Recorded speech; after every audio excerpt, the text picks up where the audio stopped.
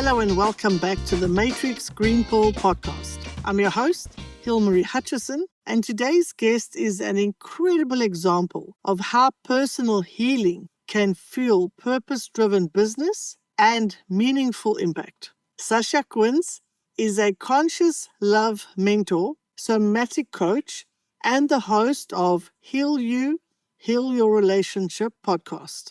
After overcoming betrayal, loss, and emotional burnout herself, Sasha transformed her pain into a global coaching brand that helps women heal from within, break toxic cycles, and create healthy, lasting love. Sasha, welcome and thank you so much for joining me today. Oh, wow. That was such a beautiful introduction. And as I hear you say it, it feels so much easier than it actually was, like the way that you present it. But thank you. I'm so happy to be here and to have this opportunity to connect with your audience and to share stories on personal healing. It's so lovely to have you, and you certainly have already made an impact. Let's start off and tell our audience a little bit about you, about your history, your personal journey, and how you ended up here in the UAE. Well, I've been here a really long time, almost 20 years. So it feels like a massive portion of my life has transpired here. And I believe this was like the land I was meant to do a lot of the work I'm doing. When you look back, you're like, this is the land I was meant to be in to do this work. So, I mean, if we could go back, it was about 22 when I got to the UAE. I was 22 years old and, spent a lot of my 20s a little confused like we do in our 20s, not really knowing what we want or even have an idea of who we are. But my world was shook pretty hard in 2009. So 2009 was when I was about 26 years old and I was working at Radio 1 in sales and marketing. And I got a call from the Toronto Police Department in Canada. And they told me that my sister had been hurt and, she passed away, that the injury had caused her to pass away. And I was just so shocked. And from that day, my life was changed. My 20s were changed. I felt like I was pushed to grow up and to become a completely different person. So that was a really pivotal moment in me deciding, bye, I'm no longer working at the radio station and moving on to open one of my first businesses. Wow, what an introduction. And I'm so sorry to hear about your sister. How old was she? So she was 2 years older. She's my big sister. She was 28. Wow, such a young age to die in a car accident. That was awful. Well, thank you for sharing that personal experience. So this then shaped what you did next. Do you want to continue your story from there on? Yeah, so I think when we lose somebody, the first thing that comes into our awareness is that life is short, right? Like what we thought we had, we don't have, especially somebody young. So that really led me to say, the work that I'm doing here at the radio, is it really the work that feels purposeful? Is it really aligned with what I know I'm good at and what my, now I know what our superpowers are? And the answer was no, it wasn't fulfilling me. It wasn't helping other people.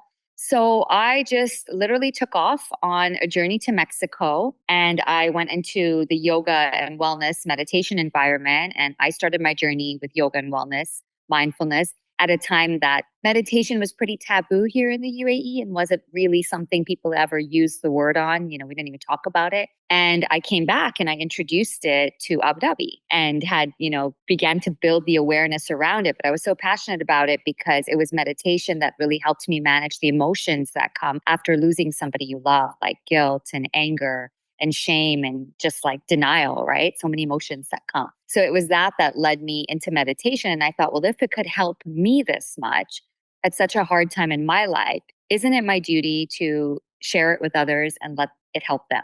So from that, you took that very personal experience and realized that you needed to have more purpose in your life and you weren't feeling fulfilled. And you are 100% right. It's when we have these traumatic experiences that we reevaluate and ask ourselves, is what I'm doing really the best thing? Is it fulfilling? Am I making the best use of my time on this planet? Because our time is finite, unfortunately less for some people than for others. And I love that this was the turning point for you, that you then went on this journey to find what it is that gave you fulfillment, which then, as you said, meditation, yoga, wellness, mindfulness that you then brought to the UAE. So I love that something positive came out of such a difficult situation. you work with a lot of women struggling with anxious attachment patterns. Can you explain what anxious attachment is and how it impacts your relationships?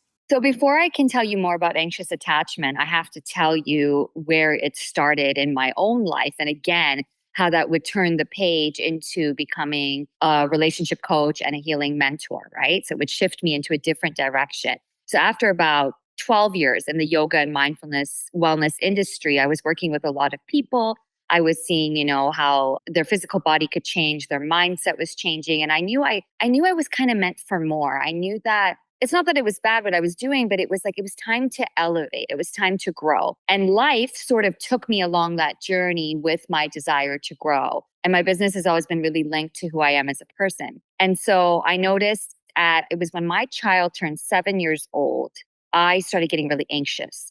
I started going through a lot of fears that I was going to die or my family was going to die or I was going to be separated, like just really irrational, illogical fears. And I'm like, where in the world are these coming from? And why did they just pop up out of nowhere? And that is when my anxious attachment began. So I've always been kind of like, I guess I could say more sensitive, a little bit needy and clingy, but not in a way that I look at it negative now. I look at it as in like, that's really a beautiful part of who I am, regardless of the labels that have been bestowed on me growing up. And so through that anxiety of feeling I was going to die or something was going to happen to me, something bad was going to happen, I felt like it was impacting my relationship because I was becoming very clingy to my partner, but I was also becoming very hyper vigilant around my kids. And I couldn't let them be boys and explore and just like live life with trust. I was so fearful all the time.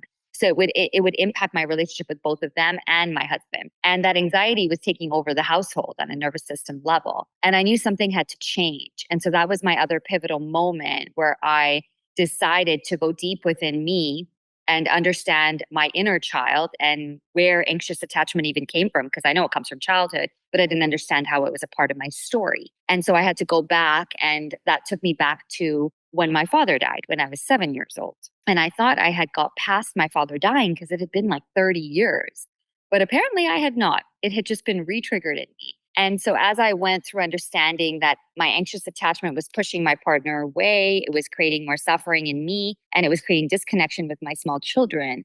And like I was going to pass on this cycle of like fear to them versus trust. I said, I got to go and sort this out. Like nobody can do this work for me but me. So I went deep into inner child healing and somatics and just worked with my own nervous system, my own body, my mindset, and just begin to learn to feel safe around love, safe around good things happening, and release that anxiety and kind of replace it with trust. And now this, I'm not going to say this was like a switch of a click of a fingers, as you can say, or a switch of a light switch. It was a process, but it is what led me to work with women who are struggling with anxious attachment because I've been there. I know what it feels like. I know how it impacts your relationship. I know how it's not like we want to be that way, but we struggle and then we're that way. And then that creates this very codependent relationship. And that can be a lot for a partner to take on. And so it was me through healing that journey of number one, doing the inner healing on myself. And then number two, getting certified in all the different modalities that would create the conscious love mentorship and conscious love coaching and the work that I do to be able to support other people. So I went on to do trauma certification and I learned about attachment styles and inner child work, which is something I'm so passionate about, and so much more since then. And so I really resonate with someone who's struggling with anxious attachment and helping them to create a secure, attached relationship. The experience that you went through at 7 years old, losing your dad, my goodness, you've had loss in your life. And again, so sorry to hear that. This experience then, when your own child was 7, came back up, created all this anxiety and fear of you possibly dying. And then, as you mentioned, going through the process of healing, inner child healing, which was, of course, not an immediate result, but it took time for you to work through the process, which then sets you up perfectly to be able to help other people because you understand the process, you've worked through it yourself. And I love that you then looked at all the different ways that you can use the different modalities to help others to work through their different traumas, possibly also in childhood. So it's absolutely fantastic. You used the word somatic healing. And I know it's getting a lot of attention these days, somatic healing. Can you explain to our audience what somatic healing is and explain how nervous system regulation plays a role in healing love and attachment wounds? Absolutely. So when we think somatic, we're working with the body, not just cognitively with the mind, like we see in psychology and therapy. It's a lot of cognitive work, although now somatic is coming into those professions as well, which is incredible to see. But trauma and what happened to you in your past, and everybody goes through something. Like mine is big T trauma, but there's also small T trauma. Small t is like maybe you were teased at school for something, or maybe there was a time that you needed your parent and they just weren't there for you and you felt alone. And all those moments can create what we can describe as like a handprint in the sand of your nervous system. And that handprint in the sand creates a nervous system like agitation or dysregulation. And then you will go on to experience moments in the future that will trigger that original handprint in the sand or that original root cause agitation. So it lives in the body because the nervous system runs through the whole body, of course. And when we just think cognitively and work cognitively with, somebody who is looking for transformation, we cannot always access the proper healing. We sometimes need to go into the body to get to them, and every person is different. But when you go into the body, you connect the person to a sensation in their body that, like, so for example, they may be like, I'm struggling to feel accepted by others. And you'll say, okay, let's tap into where you feel that in your body. And then we'll go in and we'll feel that sensation. Like it could be, had people tell me it feels like vomiting. It feels like nausea. It feels like tingling, or it feels like tightness. These are just some examples of where you go. And as you access it on a physical level, you can then move into the nervous system and you can find the root cause of what happened, that handprint in the sand that created the moment that made them believe that nobody would accept them or that they weren't good enough or that people they love leave, as for some examples.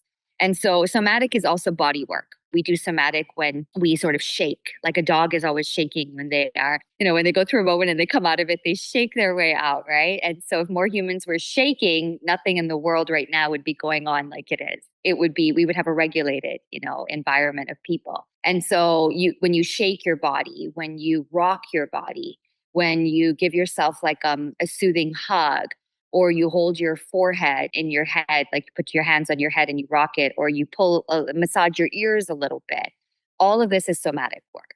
And so it's showing us that what needs to release from the body has to come out from the body. It cannot always just come out from the mind.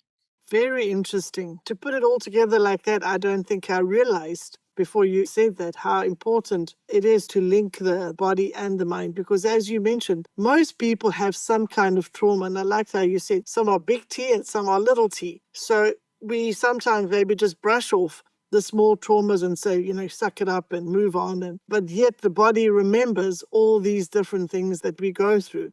And in some way in our future, it's going to show up again. And if we don't know how to find it or identify that, then we can't heal from that, and it continues to be there. I also like how you said that you link the feeling to a sensation in the body. So by doing that, you can find the root cause of where those feelings come from. And it's quite, I don't know, shocking is not the right word, but it is incredible that those short years of being a child can impact us for the rest of our lives. And if we don't have the tools to figure out where the blockages come from or where the impact is coming from, then we can't heal from it. And we probably just keep on in that cycle of going through those emotions and not really understanding how to deal with them. Yeah, absolutely. And we can be stuck in our adult reality, but it's literally like our 7-year-old child that's stuck in 1989 or something. You know what I mean? It's 2025 and we're stuck in 1989 in our nervous system because we don't see that something is there. We brush it off, like you say. And I think there is a really great book that digs into this, and you may or may not have heard of it. It's called The Body Keeps Score. Absolutely. Yeah, it tells you like how, the body keeps score of everything that you've been through. And if you notice that your behaviors are repetitive in your adulthood, like let's say, when we come to love and relationships, like let's say you keep always meeting the wrong partners, or you notice that you yell a lot, or you're very reactive in your relationship, or you notice that you withdraw and you give your partner the silent treatment when you feel agitated, then this is showing you that it's a behavior that's repeating, and therefore it has a root to it. It's you learned it somewhere. And at that time that you learned it, it was the only way you felt safe, the only way you felt okay. So, for example, the avoidance kind of attachment style is like people will avoid conflict or confrontation, and then they'll just kind of withdraw and isolate. This is because at some point when conflict was going on when they were younger, it could have been as small as a little baby watching their parents fight. They realized that it was safer to isolate and to be alone, or they were made to they were pushed to be alone. They were sent into a timeout or, put alone. And therefore they learned that conflict equals be alone. Wow, incredible. So it's amazing that you can track and link all these experiences or the things we go through as adults all the way back to those experiences as children. I was talking about an incident that happened in my life. She also believes in healing the child. As I spoke, I could feel my throat block up. I had such a physical reaction to what she said, or not to what I had just said, and thinking back on that experience. And it's like, wow.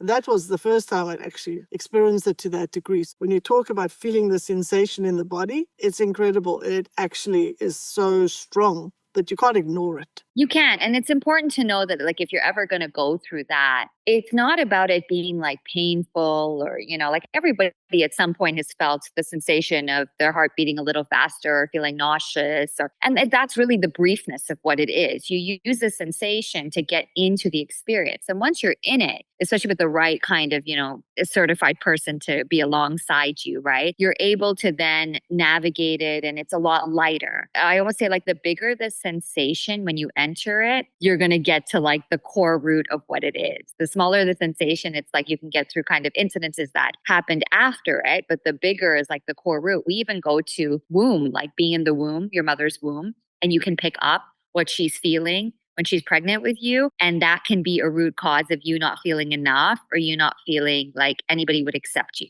Wow, that's absolutely incredible. Many people feel stuck in toxic cycles. Do people recognize when they are stuck in a toxic cycle, or does it generally require professional help to get to that point? I think there's so many levels of awareness. So you can recognize that you're having a hard time, that you're repeating the same cycles, that you keep choosing partners that are toxic or you are the toxic one. I think with the exposure that we have on social media right now, and, we have so much going around, people are able to recognize that something's not right. But a lot of people just don't know what to do, right? So that was me. Like, I remember in 2018, I was able to recognize what wasn't right, but I didn't know what to do to make it right. And that's where the challenge is. I didn't know who to seek help from. I didn't know what my first step should be. Like, if somebody is struggling with that, the answer would be that you just being aware, number one, that you've got some work to do and that you are noticing something isn't right for you is such, like, it's like 50% of the journey, just the fact that you are aware of it. And then the other 50% is deciding, okay, what's like one first step I can take? Maybe I can, like, for me, it was reading a book. I read a book called It Didn't Start With You by Mark Wallen, and it talks about generational and ancestral trauma and how it gets passed on. And that to me was really useful because I couldn't figure out where all of a sudden it's, my son is 7 years old and all these feelings of dying have come from, like why I'm acting that way and why it's making me reactive in my relationship and like on edge and hypervigilant. But when I read that book, it made sense and it brought everything together. So if someone recommends something to you or you see something 1, 2, 3 times, like trust your instinct to follow it and let it lead you as like your first resource towards your path of healing. Yes, and I love that we have people like you that are making yourself available to help somebody stuck in a toxic cycle or in a cycle that's not serving them, to help them walk through that change or to find out how they can heal themselves. So thank you for that service. And I can understand how this gives you so much purpose, a lot more purpose in life than you had before, because you are literally helping people heal and become their better or their best selves because of it. I do feel blessed every day. Like, my boys were asking me, they're like, Mom, don't you ever feel like you don't want to go to work on Monday morning? And I'm like, no, boys, because I love what I do. I want to go to work on Monday morning. Absolutely. It makes all the difference to that your work, that what you do has a purpose and is serving others. You see like the results too. Like you see people saying, I feel more peace. I feel lighter. I can actually support myself with something I struggled with. I'm so proud of this. Those are just the moments that you're like, wow, like you're melting because obviously I've been through the journey and I know it works. But then to see other people have their wins and to be able to set a boundary with somebody or finally stand up for themselves or express their needs is like the icing on the cake, right? Absolutely. Such an amazing experience, or amazing to be part of somebody else's experience and watch their healing as they go through the process. For women listening who might feel trapped in unhealthy relationship patterns, what is the one first step you recommend to begin healing? To recognize the part you're playing and to recognize what you can't control. So, two parts. We actually have so much control when we recognize the part that we're playing. So, if you recognize that, maybe you are the reactive one, or you recognize that you are on the other side of someone else's reactivity, you can see it from like an observer's point of view. And you're not making it, so much about you, but you are making it as in like, so, for example, like when somebody is doing something to you, or they're yelling at you, or they're having a hard time, or they're name calling, or even physical abuse, all of that, right? It's like to understand that like nothing you did wrong made this happen. This is a them problem. To understand that it's not something you've done wrong, it takes the shame out of it, and it takes like I think it then injects empowerment into it. Because if you believe that you have done something wrong, or that it's your fault, or you're not enough, or you always mess up, that will really keep you stuck in like a very deep, dark hole. But if you can take that shame out of it and look at, okay, where here am I accountable and where am I not accountable? Where is this actually not a me problem? Where is this a them problem? And can I separate that? I think that would be a really great place to start because you can learn to take accountability for your own actions and you can understand what's not in your control.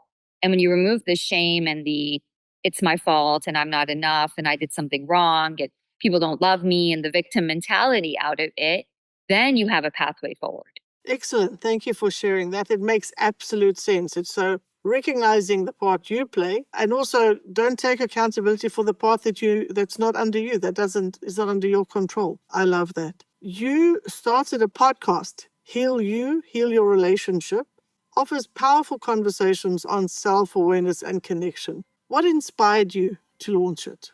What inspired me was that I think it was back in 2017. I knew that my voice was powerful and I knew that my stories needed to be heard. But I was so scared to like show myself to the world and to be vulnerable and to be raw. So the journey really began through Instagram, where I started showing myself more there and sharing my stories and empowering and inspiring people through vulnerability. And I worked with a business coach about a year prior to launching Heal You, Heal Your Relationship. And she really motivated me a lot because I was letting a lot of like the technology and the commitment overwhelm me. But deep down, I knew that women need to hear stories that are real. They need to know they're not alone and they need to be empowered to take the small steps on their healing journey that are very tangible and very easy to integrate into their lives. So I wanted them to know that like you can do this at any time in your life. You don't have to have paid money to hire a coach. You don't have to have read this book or got this certification or done this subconscious healing or this hypnosis, that you can actually start to implement real-time healing in your everyday life. And that's why I include really like easy, tangible tools throughout it. So that's what inspired me to know that my voice mattered, my stories mattered. It was time for people to hear it. And I just had to push through that vulnerability and understand that everything I shared was, if it could help one person, two people, three people, I mean, it didn't matter to me. If it could even help one person, then I am serving my purpose. I love how this ties back into your purpose. So you had started down the journey of being a coach, helping other people with their journey of healing and starting the podcast. Yes, it's a lot of work, as we know. It was one more way for you to use your voice, to use your impact to help people who might not be ready for a coach or might not be ready for that next big step, but this can help them in small ways to find tools, as you mentioned, giving them easy tools to use and then start on their own healing journey. So thank you for that. I love that you've done that. What's next for you? Are you working on any exciting projects or programs or future goals? Yeah. So it kind of starts with the reaching of more people. I have a lot of people come to me and they're like, Sasha, I can't afford one to one. I'm just going to be honest with you. Or I can't really attend your retreat because it's just not at my price point. And I wonder, I'm like, so many people are coming to me with this, where like what's standing in the way is their finances. What I'm doing now is I'm creating a very kind of, it's like a mini course where I'm going to be able to offer this experience of uncovering your limiting love beliefs, like what lies in your subconscious mind, and help people uncover it and then help them go through the subconscious reprogramming around those limiting love beliefs and give them some of like, my top main tools that I use in a lot of my mentorship program and with my one-to-one.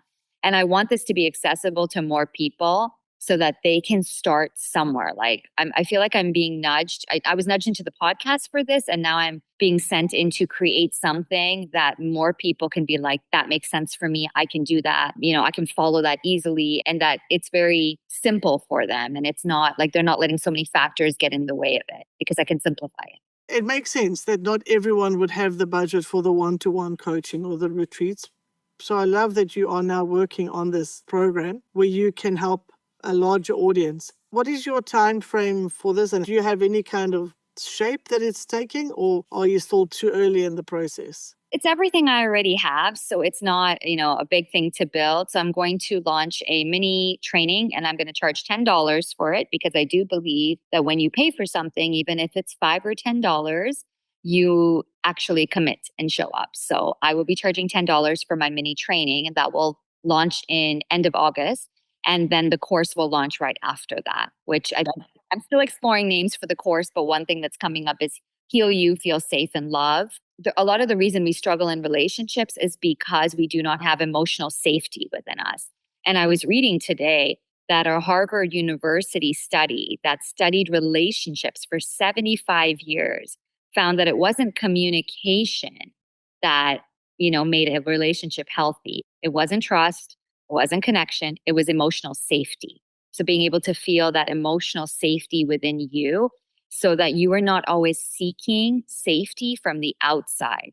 You're not always looking for someone to reassure you, someone to validate you, someone to make you feel enough, because you have created this house within you where you feel safe to be you and to speak up for what you need and to trust your emotions and to tap into your intuition versus like seeking it from the outside all the time. Excellent. I love that. It sounds really good. And I'm super excited about the course. It sounds excellent. And I'm so sure you're going to reach a lot of people and impact a lot of people and help them to start their healing journey for themselves. Thank you. I am too. I think it's been a long time in the making because, when you do one-to-one coaching and mentoring and you have a lot of and you do host retreats, it can be quite demanding of your time and it can take a lot of energy from you as a facilitator. And so this is something that I feel can reach more people at a very tangible place, but also I finally feel like I'm at a stage where I can offer it, or I have the capacity to offer it. Yes, so everything came together at the right time to make this work. Absolutely. Now we've come to the segment of our show where I will ask you some rapid fire questions, our version of a game show. Are you ready? I'm ready. What is one healing tool that you use every day? Emotional validation. What is your favorite self-care practice? Emotional validation. Because to me, like self-care is not just like the external stuff. It's how okay, so let's break that down. Reassuring myself that it's all going to be okay, reassuring myself that I've got this, becoming that you got this girl voice inside my head. Lovely. What is the most powerful book that's influenced your healing journey? It Didn't Start With You by Mark Wallen, because it's where I began to put all the pieces together. One myth about love you wish people would let go of? I wish people would let go of believing that love is easy and just comes to you. I think it goes with also love is hard. So love is easy or love is hard. Love is a journey that two people come together to work at together. And there are going to be so many highs and lows, so many bumps, twists, and turns. And you get to decide what that is for you. But if you get stuck believing it's easy, you're going to be fairly disappointed. And if you get stuck believing it's hard, you'll give up far too soon. Excellent. Very good. In one word, how would you describe your mission? I feel like it's heal. That's the only thing coming up. What is one thing you do every day, no matter how busy you get? I go for a walk. No matter what's happening, I get myself out for a walk, even in the heat here in the UAE, because it's very grounding for me. And I know I love the sunshine on my face, and it makes me regulated, and it allows me to do that one really nice, loving thing for myself. Very nice. Well, thank you for playing along. That was easy enough. You're welcome. Now, I would like to ask you our signature green pill question. Could you share an inspiring or life-changing experience that you have gone through, your green pill moment? It was in 2013. I had my son. He was born that year, but it was also the same year that I found out that my partner had betrayed me. And I had this new baby, and I found out my partner had betrayed me, and I had no idea what the next steps were as a new mom who was just figuring how to be a mom and, coming into that. And I was so hurt and so confused. And somehow I knew that this wasn't the end, but this was almost like this relationship had to completely break for it to be reborn. And so I didn't let that one thing, that one time, kind of set a tone for what was going to come next. I decided to make the decision purely based on me, not other people. But being able to go to therapy and get the reassurance of a therapist at that time who spoke with both of us and helped us make sense of what had happened was really needed at that time.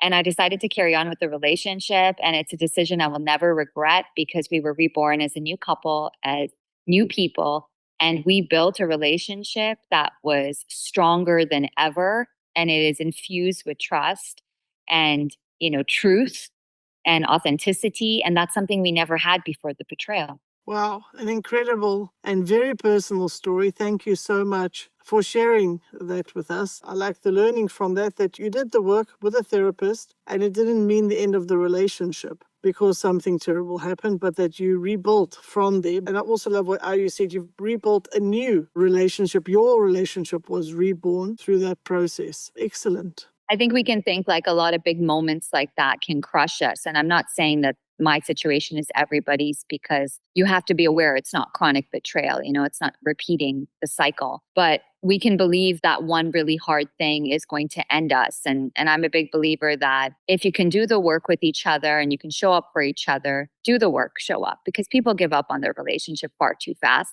And then they just end up in another one that doesn't fulfill them again. Very wise words. I appreciate that.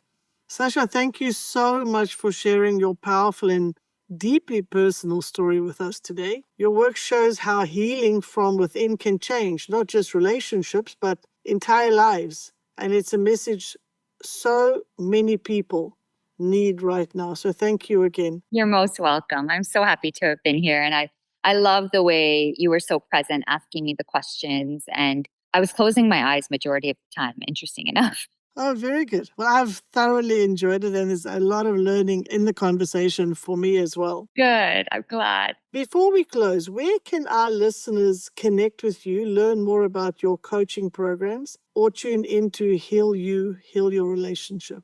So Instagram's the best place to get on my link tree, learn all about what I have to offer. And some of it is really tangible tools you can just download and, start implementing. And that would be the best place to start. So that's at Sasha Quince Love Coach. I also have a new page that I started because I felt that was too saturated. And that new page is Heal You, Heal Your Relationship, which is the same as the podcast. And the podcast can be found on both Apple and Spotify. Excellent. Thank you so much for that. And to our listeners, thank you for joining us for another episode of the Matrix Green Pill podcast. If you enjoyed this conversation, be sure to subscribe, leave us a 5-star review, and join us next week for more inspiring journeys from leaders, creators, and change makers. Until next time, keep healing, keep growing, and lead with love. If you enjoy our conversations, please like and subscribe. See you next Wednesday.